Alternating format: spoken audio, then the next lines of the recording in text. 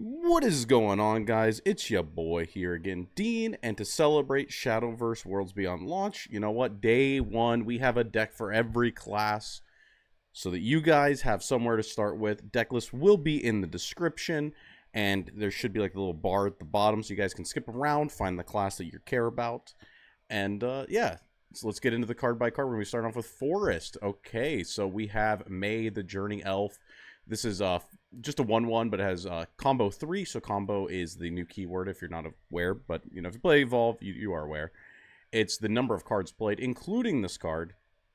And play 2 other cards. Basically, you get to select an enemy follower on the field, deal it 3 damage. That's going to be the main mechanic of our deck. Is going to be combo, and we're going to be generating a bunch of fairies using the fairy generators in the set. So we have the good Fairy of the Pond. Last words, add a fairy to your hand. 1 mana, 1/1. We get another 1 mana, 1/1. But the fairies do have rush in this game. A little bit better than an old digital. So, yeah, we're seeing the beginning. We're going to be getting fairies to our hand. 1 mana, Bug Alert. Select an allied follower in the field. Return it to the hand. Deal 2 damage to a random enemy follower. We're going to be playing 3 of this. Mostly across the board, it's going to be 3 ofs. I'll talk about when we get to the 2 ofs. This is like Fairy Circle in the old digital. We just get 2 fairies to our hand. So a little +1/+1 combo. And then, of course, we are going to have the bounce backs as well. And then we have the Fairy Tamer, 2 mana, 1/1. But we get 2 fairies to our hand, like we see here. A lot of hand generation to help us continue our combo. Just keep putting cards on board. And then we have Fae Twinkle Toes, 2 mana, 2/1. But look at this combo 3. Give all other allied followers in the field +1/+1. So the idea is that you have, like, play 2 fairies, play this, you get 2 2/2s and a 2/1. It's kind of like makeshift sword, and then hopefully if you have, like, a bounce back, you can pick this back up, do it again next turn. We're playing 2 copies of the baby... Oh, this should have been a 3 of. I know what mistake I did. This should be a 3 of. You should probably play 3 of this thing. Fanfare, select another ally card on the field, return to our hand. Super Evolve, recover 3. It's another bounce back, 2 mana, 2/2. In this game, that seems to be okay on the stat scale. But it's an additional bounce. You should definitely be playing 3 of this. I apologize, the deck list is wrong. The one on the description will be right. Next up is Lily, Crystallian Innocence, 2 mana, 1/3. Fanfare combo 3. Select an enemy follower on the field and set its defense to 1. This is going to be able to, you know, play down 2 fairies, play down this, take their big guy, set its health to 1, trade a fairy in. It's pretty nice. And on Evolve, we're going to be able to draw a card, select an enemy follower on the field, and deal it 1 damage. So even without the fairies, maybe we can keep them up. Not too bad. Lambient Cairn, you know, I'm not going to try to say it. Fanfare, add a fairy to our hand, another fairy generator. Combo 3, add a Deepwood Bounty to our hand. So we get 2 cards to hand for 2 mana. We can tap this at any time. This is a new thing. It's called Engage. Amulets have it. You're able to tap this to destroy this card, select an enemy follower in the field, and give it +1/+1. Basically, Engage is like an activated effect.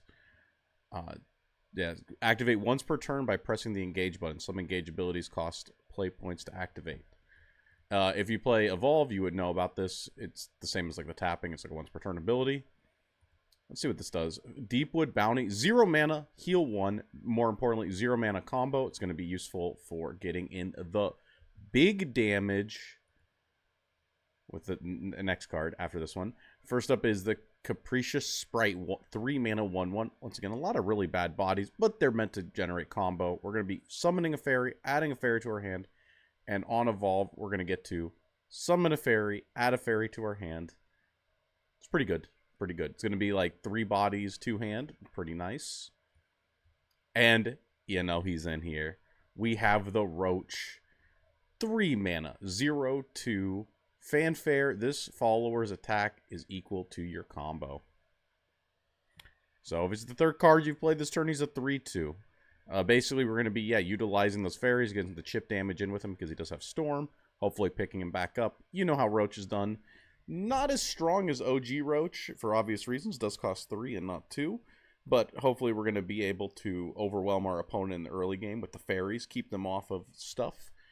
Maybe get some buffs in, get some removal, and then get the storm damage in little by little. Chip them down.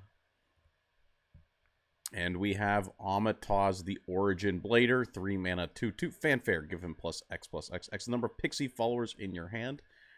These should all have, these do not have traits. I lied to you. The pixies are only the fairies, probably. This thing should have pixie, right? No. Yeah, only the tokens have pixie. So, for the number of fairies in your hand, boom, he gets +X+X. Huge 3-drop. He has Ward, and on Evolve, do this X times, deal 1 damage to random enemy follower. X is the number of pixie followers in your hand. So, should be a big board wipe on a Ward. This guy is okay. Set 1, we see a lot of big, tall removal. So, his chance of living, regardless of how big his stats are, pretty low, but he is a pretty good card. Next up is Aria, Lady of the Woods, 6 mana, 4/4. This is an important part, is we're going to get the Crest Aria, Lady of the Woods. Crests are basically leader effects. I think you can only have 3 of them, if I'm not mistaken. It's like 2 or 3. The crest is going to be whenever an allied pixie follower enters the field, give it Storm. And over here, look at that. Related cards. It's only the fairy. And on Super Evolve, which is something you can do, I think it's like after turn 6. So on the turn you drop her, you can Super Evolve her. You get 3 fairies onto your board, getting in for 3 face damage. And then, oh yeah, also when you Super Evolve, your card gets +3/+3. It can't be destroyed. It doesn't take damage. It can't be destroyed for the turn. It doesn't take damage.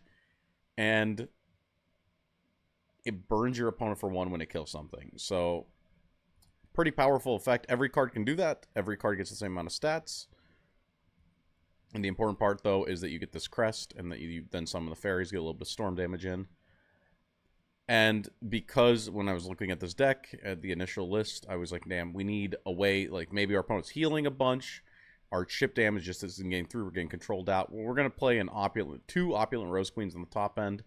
We're going to turn all of the Forestcraft cards in our hand that cost 1 or less. That's going to be all of our fairies and everything into Bramble Burst. Bramble Burst deals damage to either a follower or a leader. 3 damage for 1. A little bit better than the OG Thorn Burst. The OG Thorn Burst was 2, but you drew a card. So, debatable if it's better or not. I guess this one is... I like this one more. I like this one more because you're able to do like Bramble Burst, Bramble Burst, Bramble Burst, like Roach or something. Get in like a lot of damage if your opponent's been like, you know, stalling you out. So yeah, that's Forestcraft. Looks pretty good. Little hefty on the vial cost. I think a lot of these decks are. There's going to be a lot of legendaries. Next up is Amulet Haven. This one I don't know about. But I will be testing all of these on stream tonight. That's right. I'm going to be testing a few of these on stream tonight. So we'll have to see. Maybe I'll do this one first because I have the most amount of thoughts about it. I think this one might be the worst one.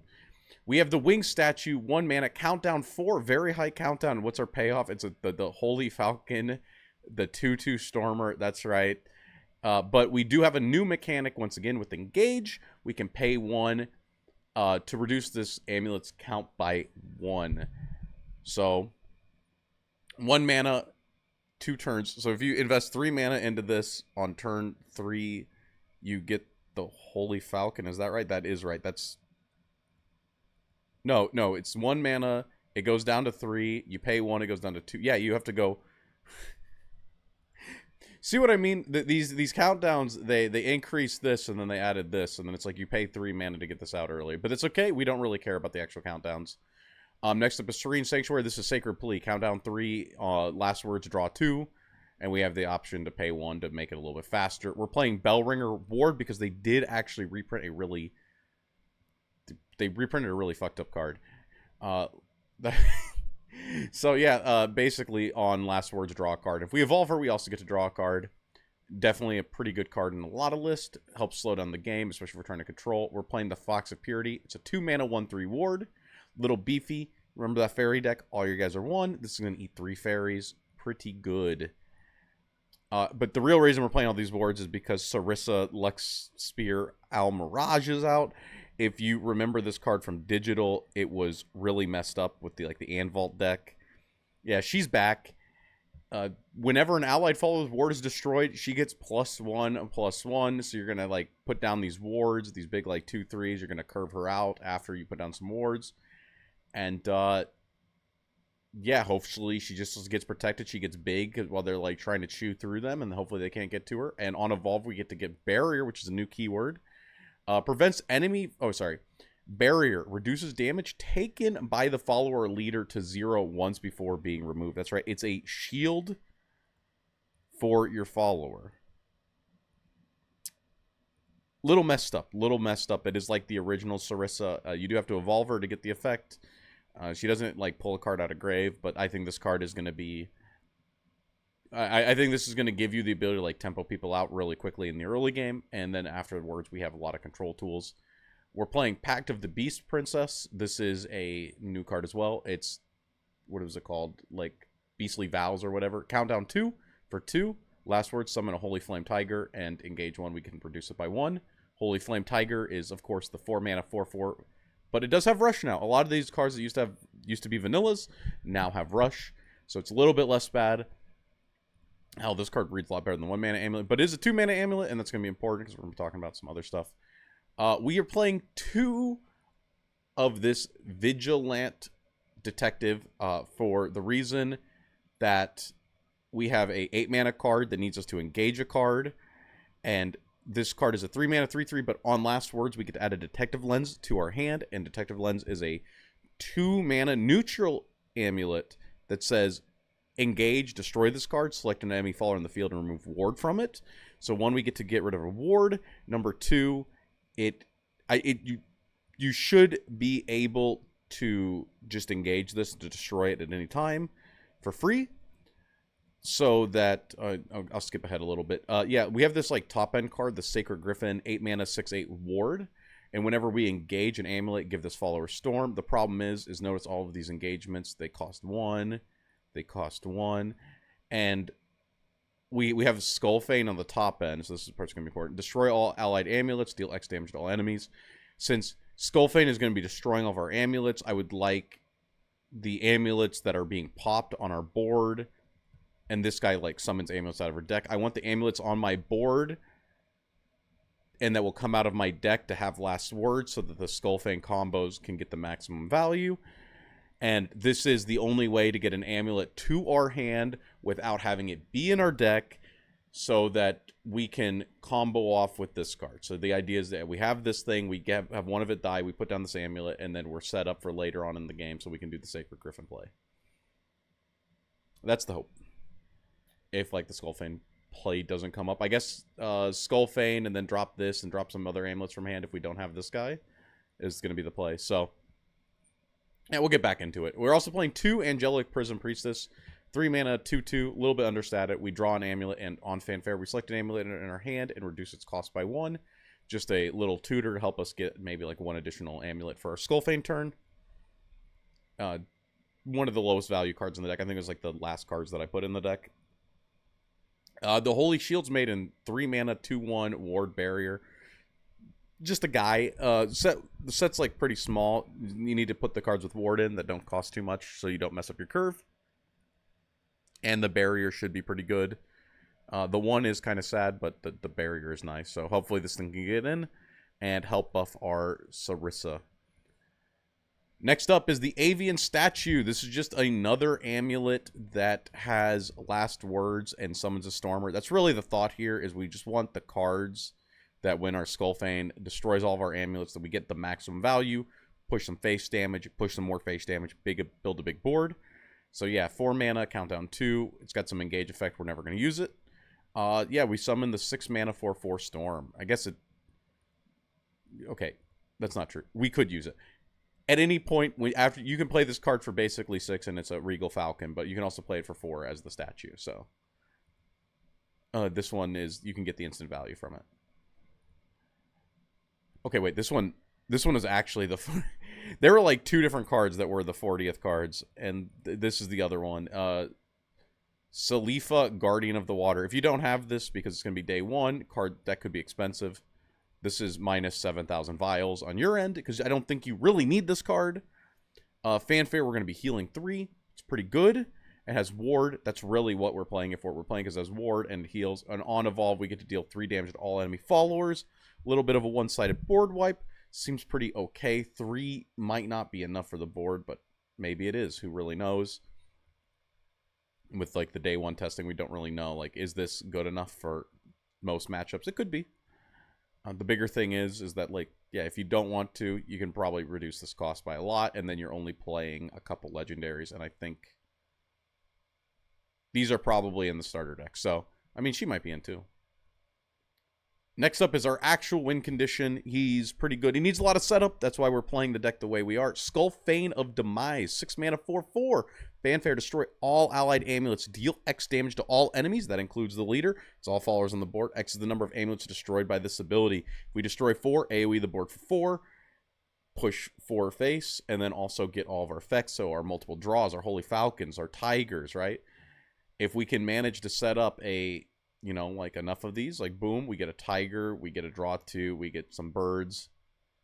That's really going to be the goal. We're going to try to win off of this. And we might need like a second turn to set up, which we'll get into in a second. We have the Unholy Vessel. This is like a one of. It seems pretty shit. You don't want to really pull this out of the deck with your tutor. A lot of our game plan is actually building a board, but, you know, maybe sometimes we're on the back foot and we'll just need like a sandbag a turn, so... Unholy Vessel, 6 mana, engage, destroy this card, and all followers. It means, because it destroys your board, can't really combo it with your actual big guy, so probably cuttable too. If you don't pull this, don't feel too bad. Rodeo, Anathema of Judgment. I got this guy as a 2 of. He just seems like a way to rebuild a board if we're not like raw playing cards. 7 mana, 5/5 on play. We're going to discard a card in our hand, summon 3 random differently named amulets that cost 3 or less. We're playing exactly 3, I believe. We're playing 1, we're playing 2, and we are playing 3. So it's going to be these 3 amulets every single time, which are pretty good ones for the Skullfane, so we're getting 4 mana worth of value off of that. And then on Super Evolve, we destroy a random enemy follower with the highest attack, and then deal 1 damage to all enemy followers. So we're going to be able to pop the big guy, ping the small guys, and then swing into the medium guy. That's going to be the way this guy's going to work. And because Super Evolved, he's not going to take damage. He's going to be 8 attack.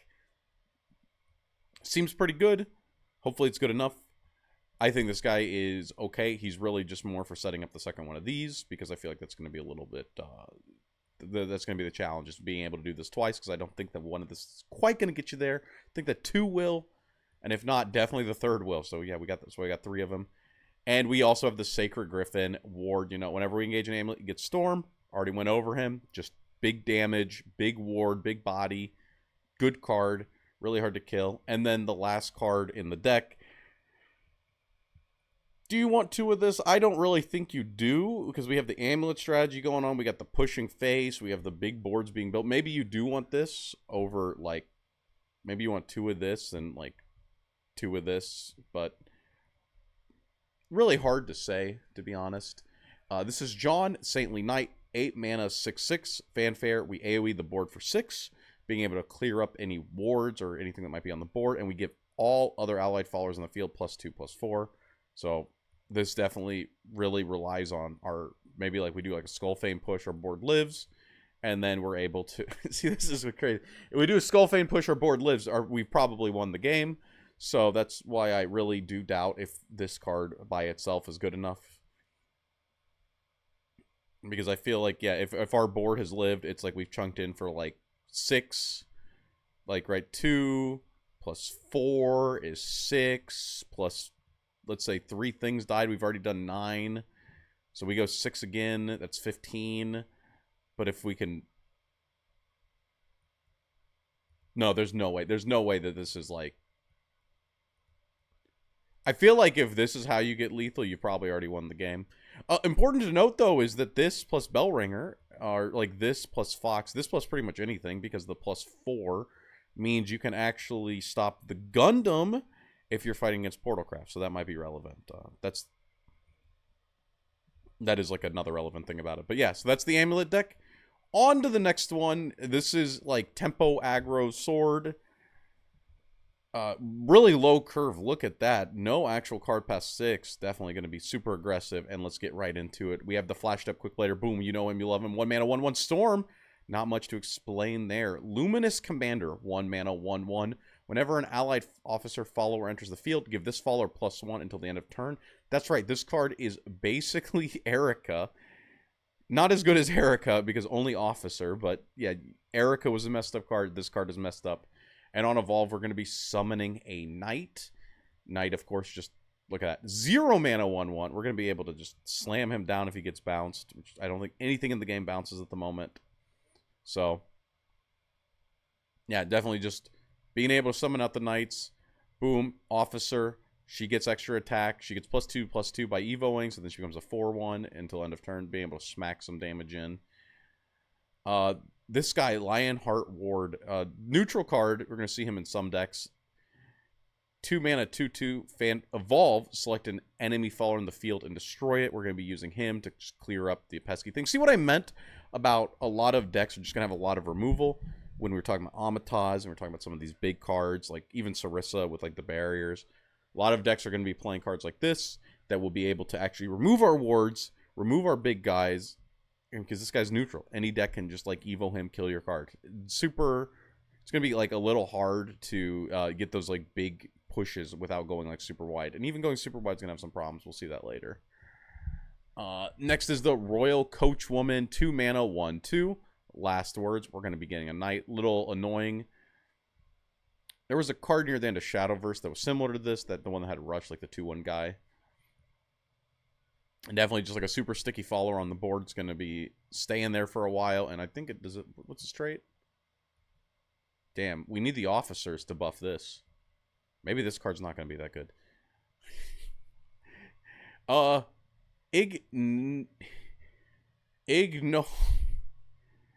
Ignominious Samurai. I'm sorry, guys. That's a hard word to say. I don't think I've ever heard this word said out loud. So 2 mana, 2/1. It has Rush, but if we play him and we have Super of Evolution unlocked, which I think is like turn 6 or 7, he gets Bane as well. So we have a 2 mana kill on a body. Can't really complain. That's why we're playing 3 of it. Next up is the Luminous Lance Trooper, 2 mana, 1/2. The trait Luminous, not Knight. Fanfare summon a Knight though. Boom, and whenever allied officer follower enters the field, give it Rush. So we're gonna be playing this down. We're gonna be playing down our Knights. We're gonna be able to trade board. Very annoying card for our opponent because then these things are hopefully gonna be able to like storm them out, or not storm them out, but like rush them out, help control the board. Next up is Ian Lovebound Knight. Fanfare, select another allied follower on the field and give it +1/+1. 3 mana, 2/2 ward. Just buffing our cards, you know, getting a little bit extra damage and making it a little bit harder for opponent to trade. Maybe making their AoE a little bit less useful. Next up is Val's the Silent Sniper. 3 mana, 2/1. Fanfare, select an enemy follower on the field and deal it 5 damage. So yeah, just blow up a card for free, basically. Once again, lots of removal. It's going to be really hard to get out of the range of the 5. And Enhance 6, give this follower +2/+2. And Ambush, once again, Ambush is going to be broken. It can't be selected, can't be hit. Well, it can be hit with AoE, so. But only AoE. A lot of the targeted stuff won't be able to touch him. You'll be able to sit on the board, get some face damage in the following turn. New type of thing is mode. Is just basically mode is the choose cards.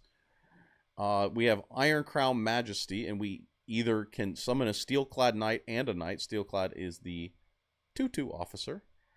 Or we can give all allied followers in the field +1/+1. So if a bunch of our early like shitters live, you know, we manage to get like 4 or 5 of the guys on the board, we can just buff them up +1/+1, getting an additional 4 storm damage, kind of, if you really think about it. Really good card for our deck that's just going to be swarming just like a ton of low-cost guys, low-static guys, too.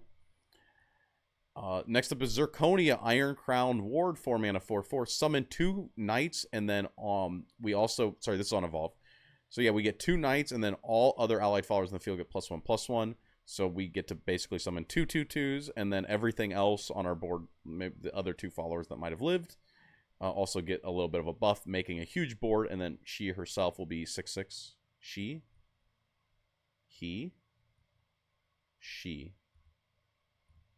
Next up is Luminous Magus.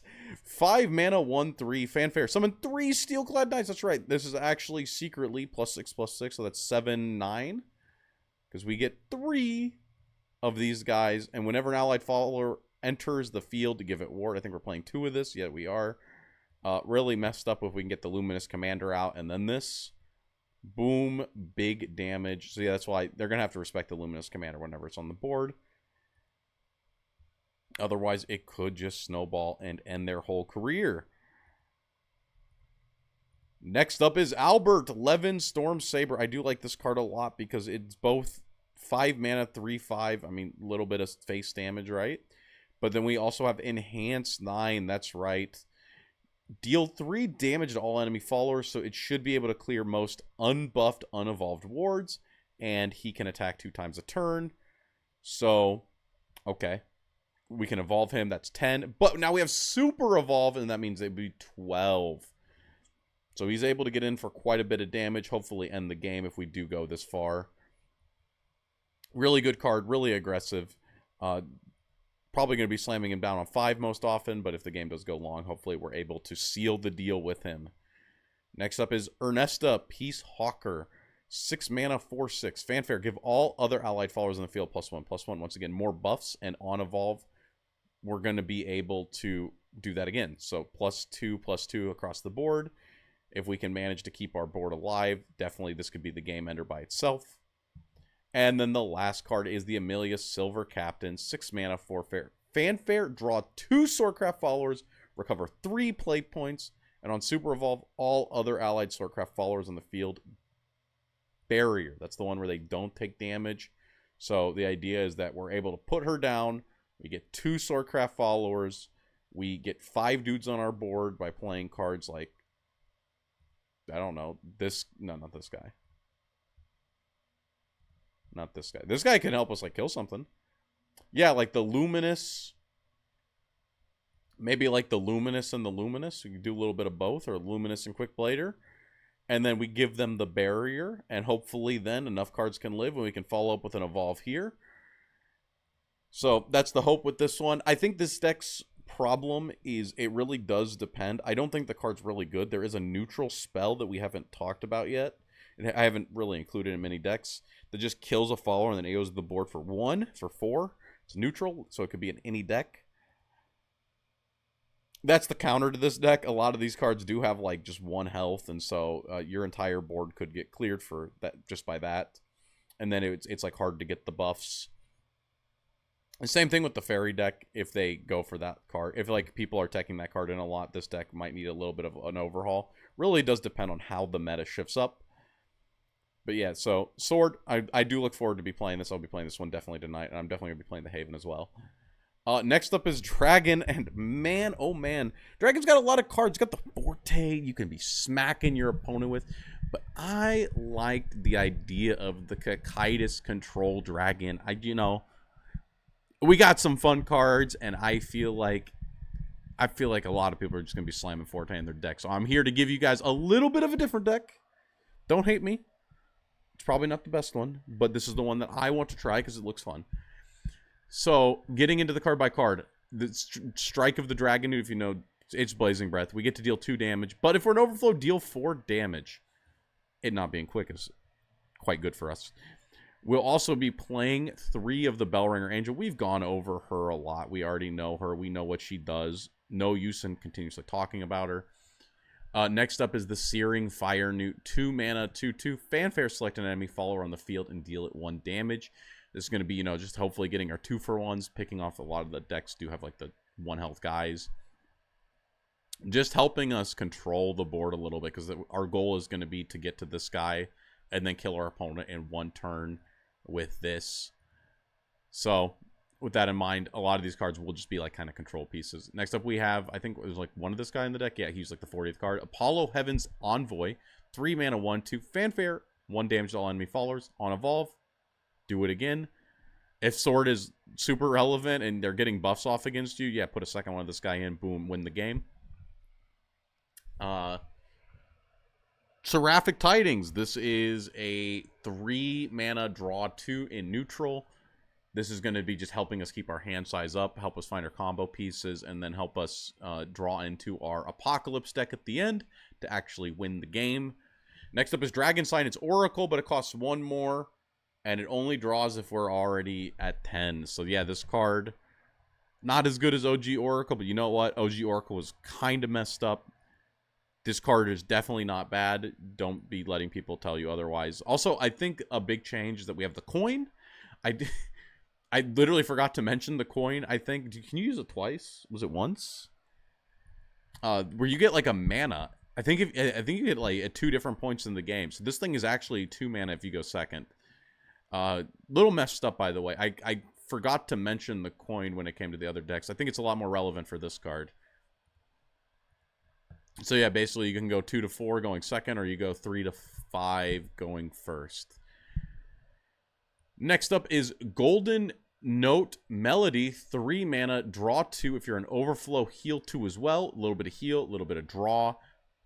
I think we might have too much draw. I think we probably might want to get rid of the Seraphic Tidings. If you're looking to cut some stuff when you start playing, maybe cut this, put a little more removal, put a little more stuff in. Or maybe we'll need it. I don't know. We'll have to see, like, really, if we can get the pieces without drawing, like, without all the draw cards. And if we can, then, like, we can start, like, cutting this card. Next up is Divine Thunder, 4 mana. This is the card I was talking about Sword and Fairies. It's spooky.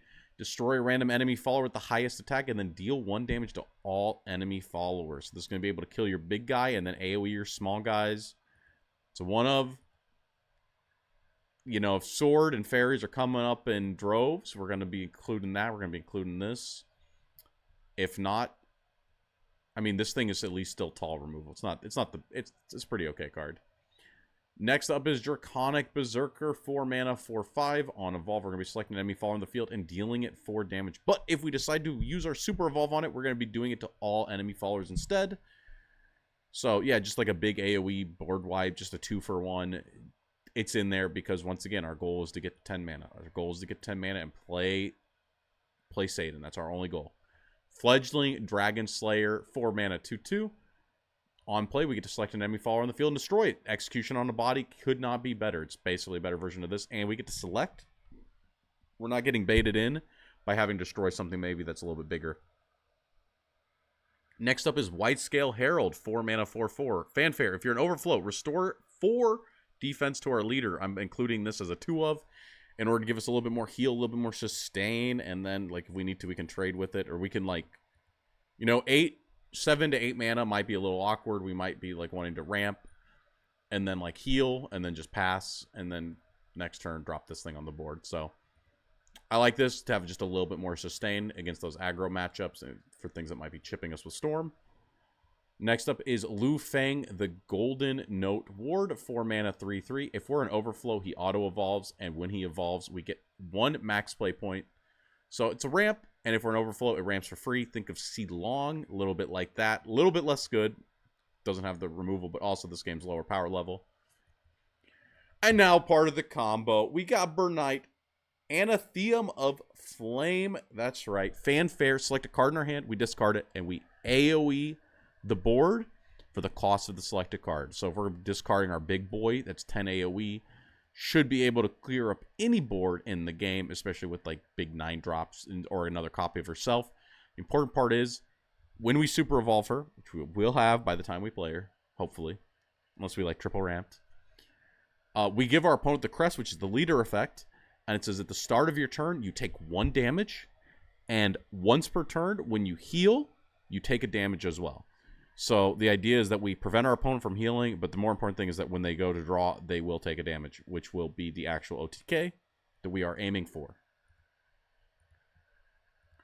Next up is Twilight Dragon. It's our last stall card before we get into the big boy. So 9 mana, 9/9. Fanfare. All enemy followers in the field get -0, -9.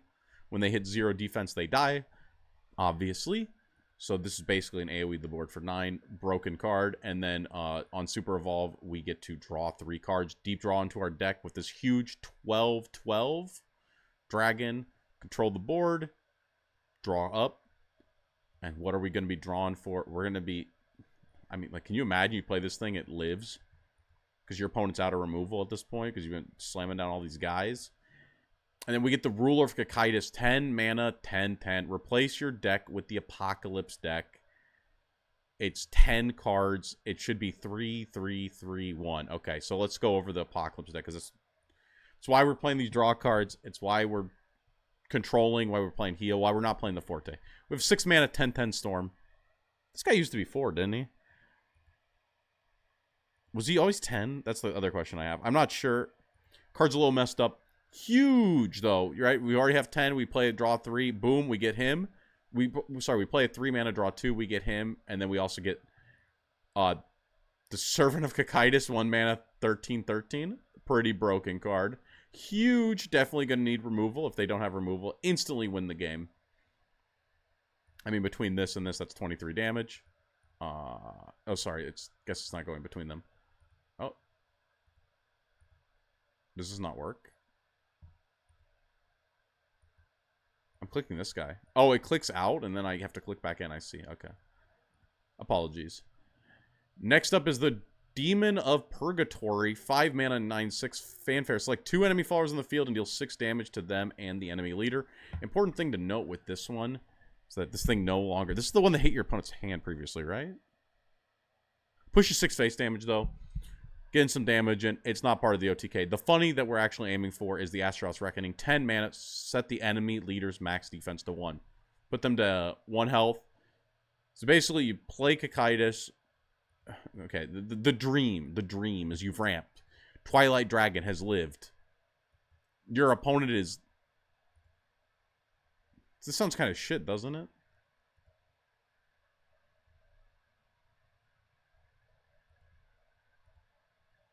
Okay, the dream is that you play this, you draw this, you play that, and then this kills them.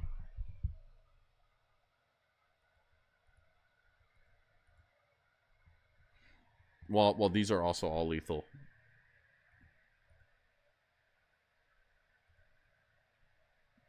It's okay. It's okay. We'll get off on stream. Don't worry about it. Anyway, next deck we have day 1. We have Artifact. That's right. We're Artifact. You might have seen the flow chart. Our goal is going to be to make the Gundam. It's not actually going to be like the Gundam. It's going to be killing our cards with the broken artifacts. There's going to be a lot to explain here. Also, really cheap deck for those who want to know. Okay. Artifact's game plan is these gears. So like a lot of our cards are going to be adding these 2 gears to our hand that when we fuse artifact amulets, which are the gears that the other cards add or the cards that we get by fusing to the gears, we like rank up into cards. One has rush. It's just a 5. The first one that you rank up into is probably 100% unplayable. You never want to use either of them, but they have fusion as well. And then they rank up into these 3 5-drop ones. So the 3 mana ones feel 100% unplayable. And then you fuse into them, and depending on the cost of the cards fused, you get an effect. And so what that means, if you have like this in your hand, and then you have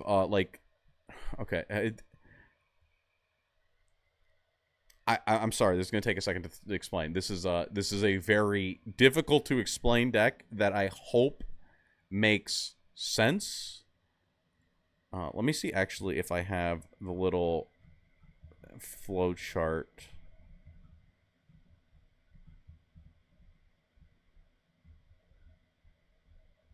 I realized that like this deck is going to be really hard to explain without the flow chart once I got there. Okay, I have this flow chart I saved.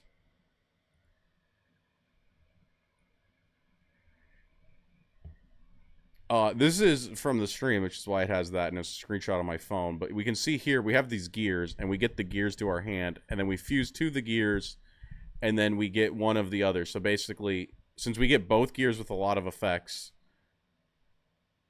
you fuse up. And then these have effects based on... Yeah, see, we can go here, and then we turn them into these. So... Our first gear generator, we fuse into one of these. Our second gear generator, we can either take both gears and turn it into this, take one gear, turn it into this thing, or we can take both gears, fuse them together, and then do an additional fusion to then get the ominous artifact. Yeah, it's like alpha, omega, beta, right? And then if we do all of them, we can get the omega,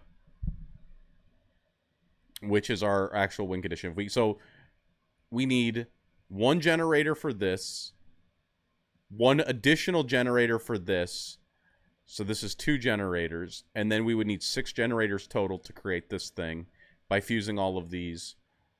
And this is like our turbo big win condition. So with that in mind, a lot of our cards are going to be generators for these, and that's going to be our main game plan. And we'll talk about the actual cards that we will be trying to use or maybe playing on the board, and that is these guys. The Ominous Artifact Alpha. All right, that should be Alpha. I'm sorry if I'm retarded. So this one is at the end of our turn, we heal 3. Okay. Where's the other one? Hello? There we go. We have Ominous Artifact. At the end of our turn, deal 3 damage to all enemy followers. This is going to be our board wipe. And where's the other one? Oh my gosh, I'm blind. What a terrible... The other one's Storm, right? This 5/3. No. Deal 3 damage to enemy leader. Okay, okay. This one. The beta. Ominous Artifact. At the end of your turn, deal 3 damage to enemy leader. So one deals 3 damage to board. One deals 3... heals 3. And the other one does 3 damage face. Okay? And then if we fuse them all, we get the big payoff of the Artifact Omega. 10 mana, 10/10. Fanfare, AoE the board for 5. And, deal 5 damage to all enemy followers. Sorry. AoE the board for 5. We don't hit the face. And then restore 5 health. And then we also have Storm, Ward, and Aura. Aura means that he can't be targeted by effects. Storm means we hit. And then Ward is, obviously, they have to get through him to get to you. Does die to Bane, by the way. But that's the idea is we get this thing in. We swing to end the game. But we're also going to be punishing our opponent throughout the game with some of these like later game cards. Bellringer, once again, slows the game down. This adds a gear to our hand. That's the important part. Gear generator. Electric Whiplash, 1/3. I think we're playing all the gear generators as a 3 of. Ironheart Hunter, we get a gear to our hand. And on Evolve, we get to also deal 3 damage to an enemy follower. Getting a little bit of ping damage in is always a little bit nice.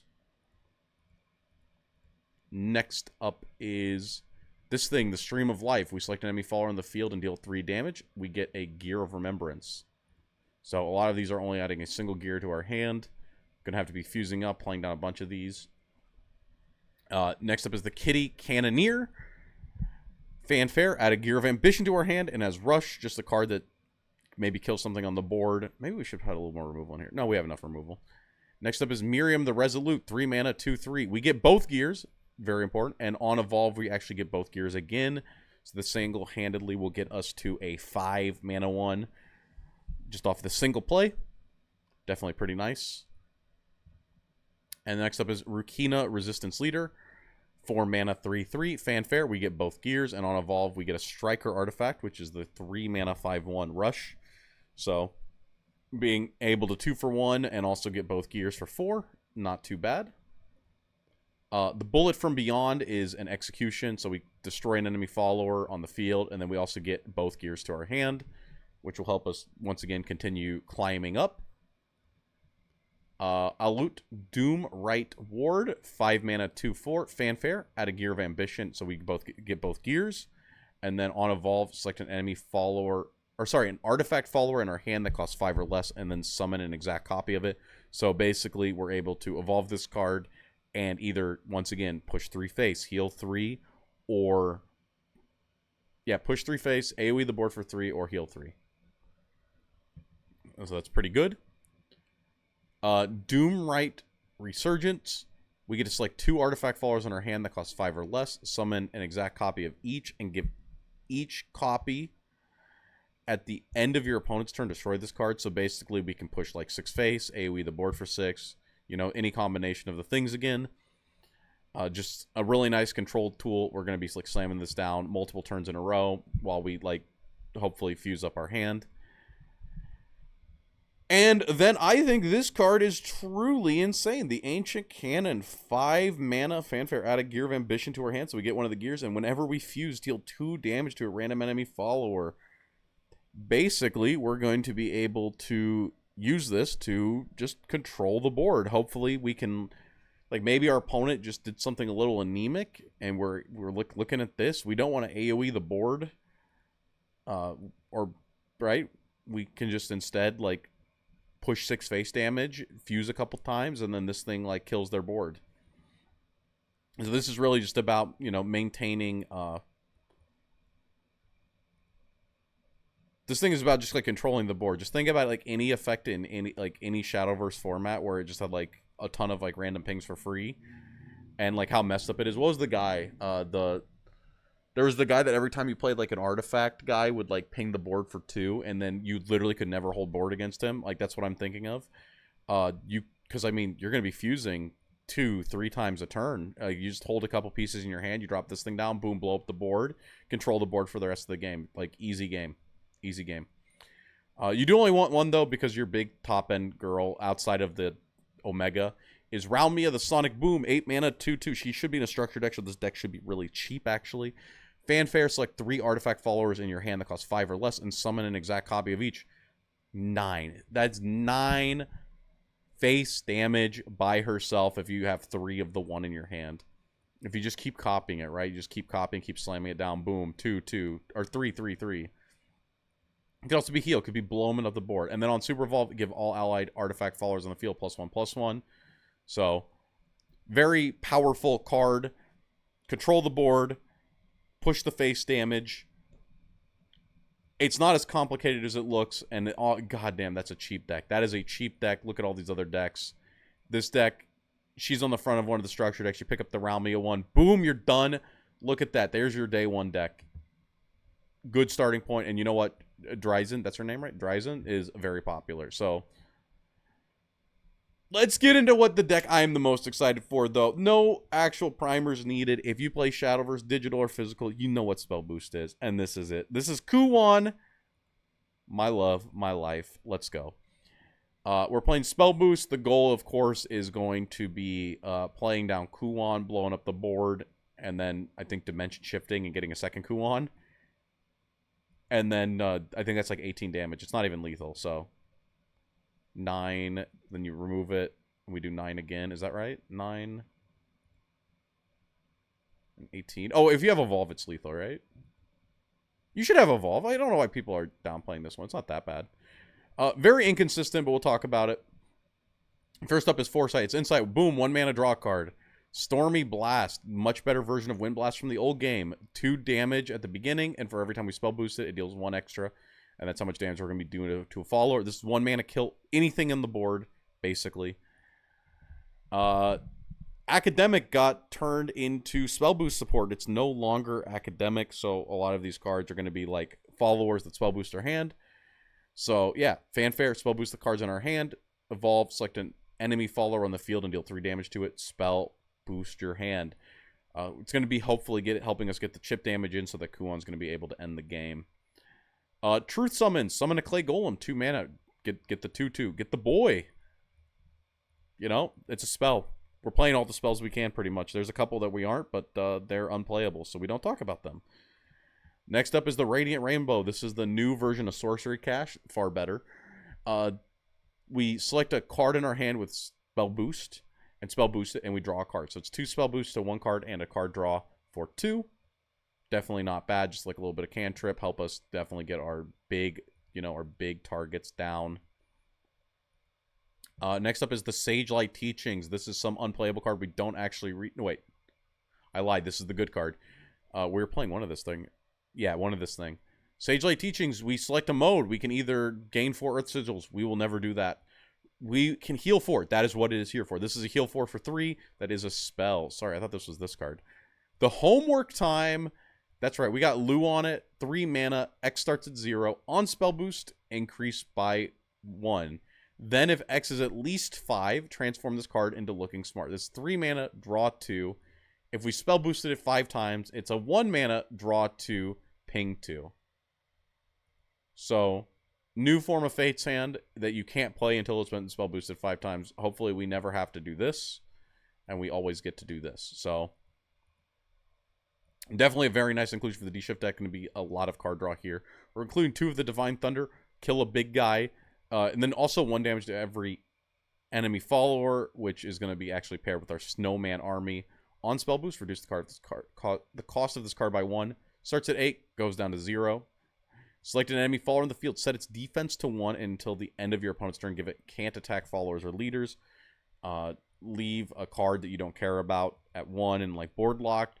Or, obviously, here with this Divine Thunder, a big card that a lot of people are going to be playing is the Olivian Sylvia. That super evolves.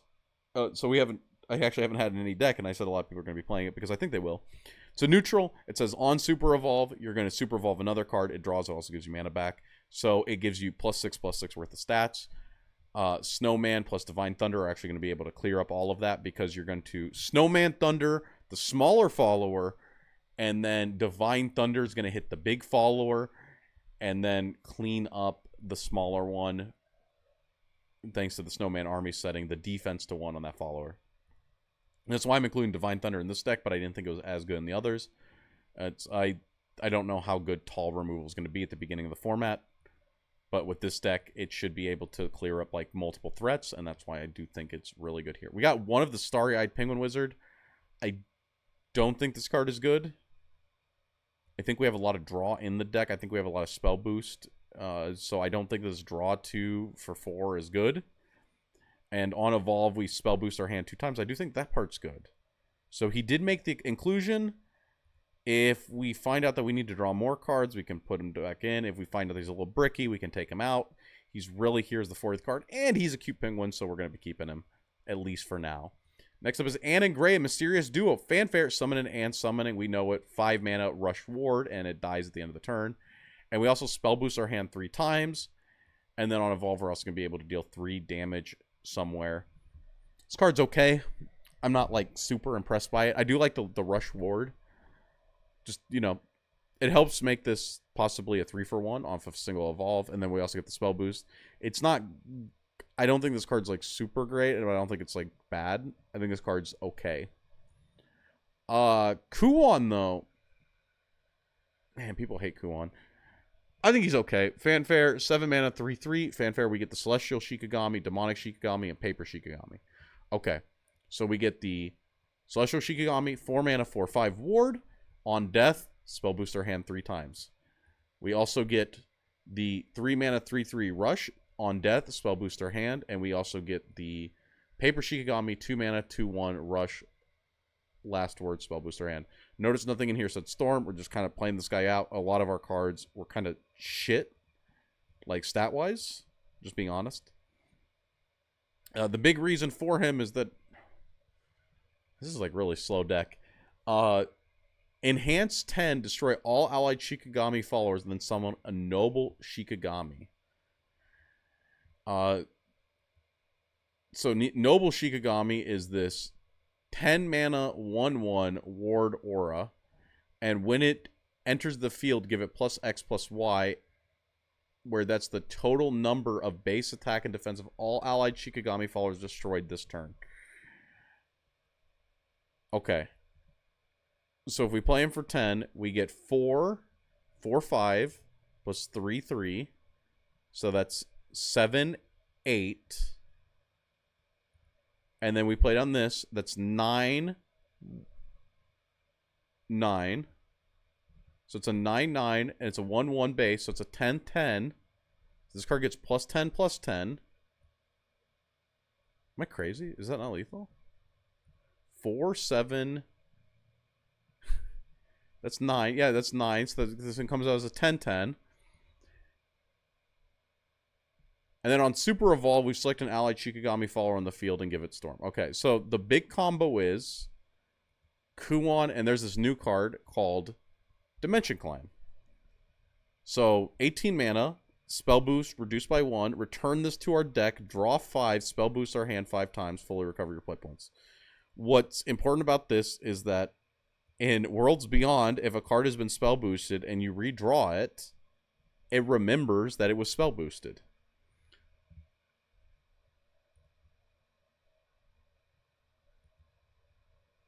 So all of our cards... This card doesn't even spell boost. I don't know why I'm talking about that. Basically, this would just happen. The important part thing is we get our play points back. So the idea is 10 mana. We play down Kuwan. We get our 10/10. We Dimension Climb. We draw a second Kuwan. We play him down. We get another 9/9 worth of stats. We kill them. And then we've killed like 27... We get like a 27-27, right? We get like a 27-27 guy, and then we win the game.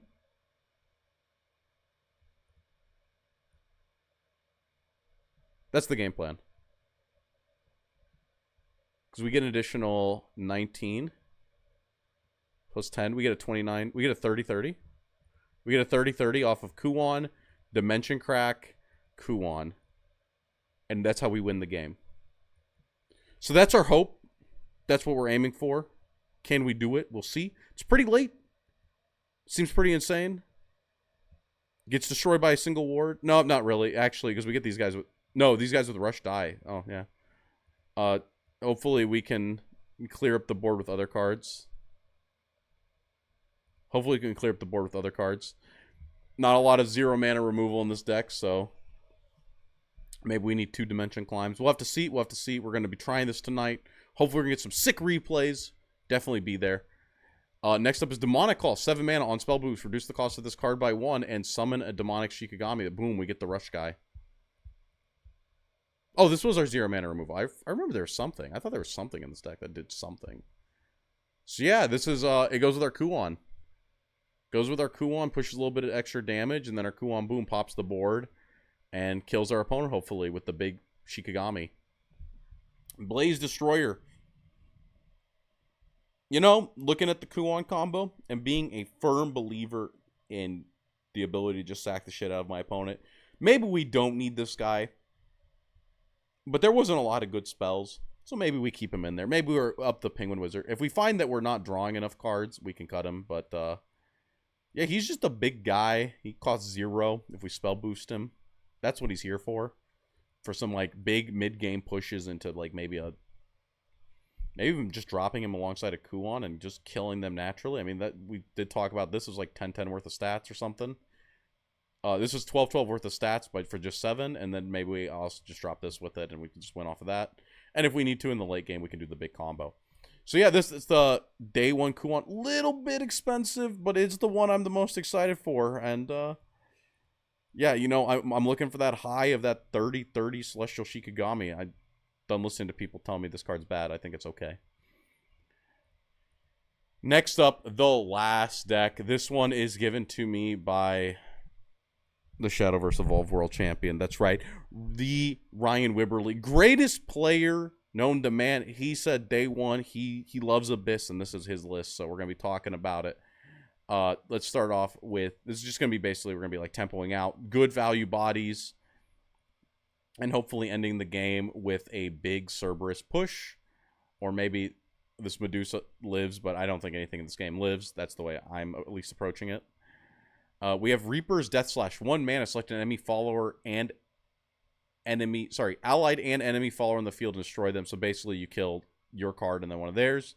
So obviously we're going to be spamming the board with shitters or like using cards like this where we get the last words in. And then also killing our opponent's card.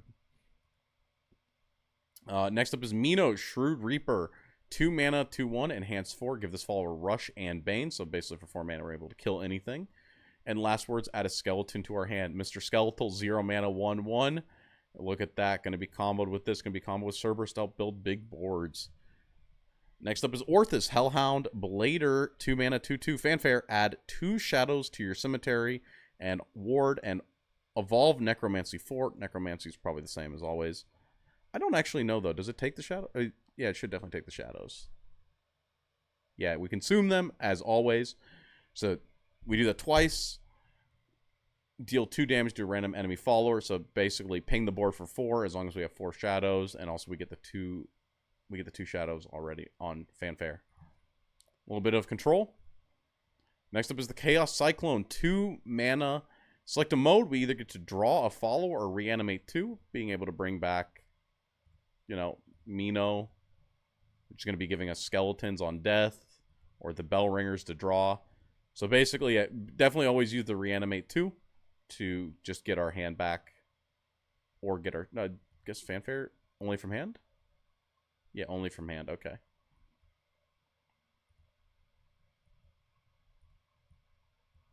Don't know if I like the Orthus with it fully, but kind of clogs our reanimate 2 slot. Next up is Soul Predation. Select an allied follower on the field. Destroy, draw 2 cards. It's our soul conversion. We do have 0 mana skeleton, so I guess it makes sense this costs 2. They did want to, like... They did want to cut down on some of the more powerful effects that were, like, you know, just, like, staples forever. So, makes sense this costs 2.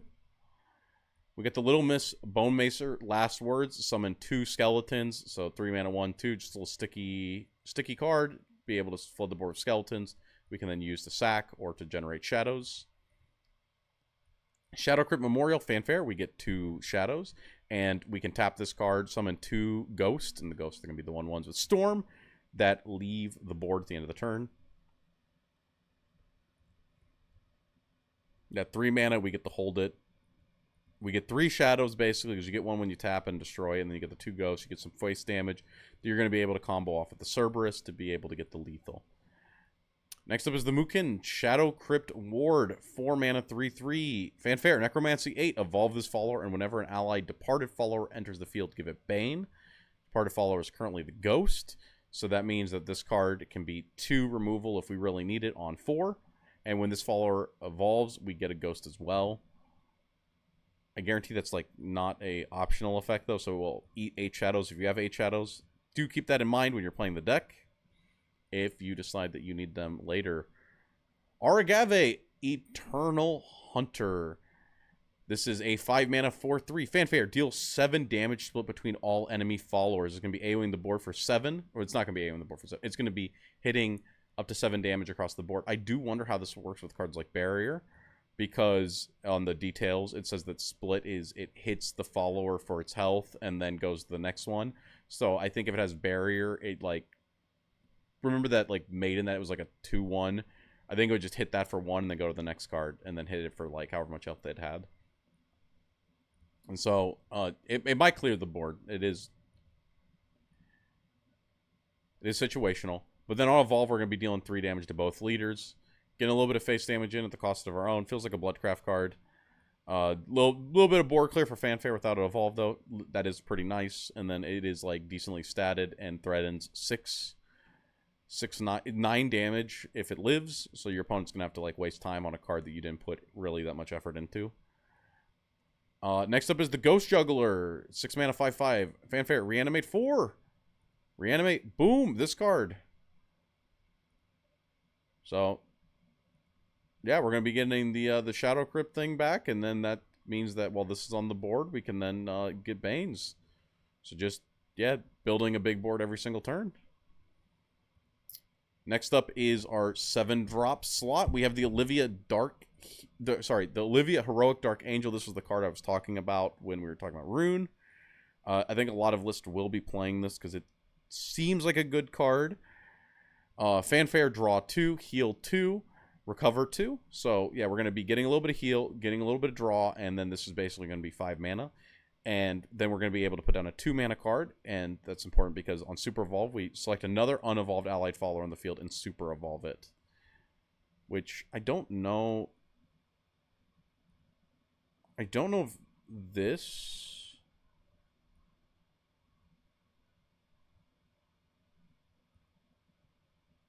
I don't think that these effects trigger. I don't think you get a draw off the Bell Ringer. But you do get a 3/5 Bell Ringer, which could be important. Could be big. Or you get this, so you can get more Mr. Skeletals to your hand. And basically, you just build a big board. like you've been doing the entire game. You've just been slamming ghosts down. You've been slamming down guys. And then this is just like another push. We also have Medusa, the Venom Fang Royalty. This card seems okay. I think a lot of people are really hyped on this one. I think it's decent. I don't think that it's ever going to live. But maybe if you slam enough of these down, it will. Because this deck is pretty cool in that some of the decks need to evolve to have removal. This deck does not look like it needs a whole lot. And it looks like it can clear the board every single turn. So 7 mana, 3/7, rush. It can attack 3 times per turn, and Follower Strike destroy the opposing follower. So basically, this thing just go like pop, pop, pop for free and stay at 3/7 full stats. And that means it's threatening actual 9 face damage. It's a lot scarier than it looks. And especially when we, combo with the Cerberus Hellfire Unleashed, which is 8 mana, 6/6. Fanfare, we summon a Mimi, Right Paw, and Coco, Left Paw, Hellhound, and Necromancy 6. Everything on our board gets +2/+0. And Super Evolve, we get to reanimate 1 twice, which no 1 drops in the deck, so it's only going to be Mr. Skeletal. Oh, it's actually going to be Ghost. I lied. The Ghost is 1. Mr. Skeletal is 0. They fixed it for us. You can't reanimate shit. So Super Evolve, we get 2 additional damage on top of whatever damage we get with this. The dream is that this Medusa lives somehow, and then we buff it to 5, and then we Super Evolve to 8, and that's 24 damage. Or even just normal evolve to 21. 7 times 3, 21. And then these little paws, they got rush, last words, deal 2 damage to the enemy leader. And this one should be rush, last words, heal 2. So yeah, the actual thing, this thing raw is just a little bit of face, a little bit of heal, and then summon some Mr. Skeletals. But if we can like have an existing board before, definitely huge pushes. So yeah, that's it. These are a lot of day 1 lists, so hopefully, they change because game's not even out yet, so obviously, hopefully they change. But, I'm hoping everyone has like a starting point that they like, and if you guys like this and are willing to follow me, I'm definitely going to try to keep you guys caught up on the meta, and till next time, it's your boy Dean signing out.